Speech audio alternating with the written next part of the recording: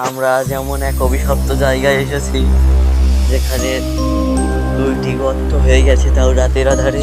এটা কে করেছে কেউ জানে না, এবং এর ভিতরে কেউ আসতে সাহস পায় না। এটা রাস্তার ফুল, এবং দেখতে পাচ্ছেন এই রড দিয়ে এগুলো আটকানো রয়েছে, কিন্তু আমরা তাও এরকম বড় একটি উঁচু জায়গা থেকে চলে এসেছি। দেখুন, এটা কয়েক টানা নিচে, কিছু ফেললে পড়তে অনেক সময় লাগে, এবং এটা হলো সেই অভিশপ্ত কুয়ো।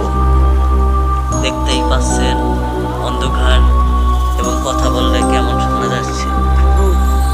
এখানে ফোন পড়ে গেলে পাওয়াটা একদম অসম্ভব বলাই যেতে পারে।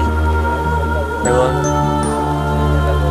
এখানে এসে এ অনেক অসুস্থ হয়ে গেছে, শুধু বমি করছে, এবং অনেক পানি, এটা অনেক গভীর। এবং ওখানে ওখানে আরো আছে সাপ, সাপ আছে, আরো অনেক কিছু আছে, সেটা ক্যামেরায় দেখা যাচ্ছে না, অনেক অন্ধকার।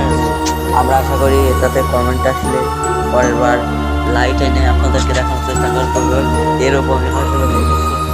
এবং এটা অনেক সুন্দর জায়গা বলা যায়। আমরা অনেক কষ্ট করে এরকম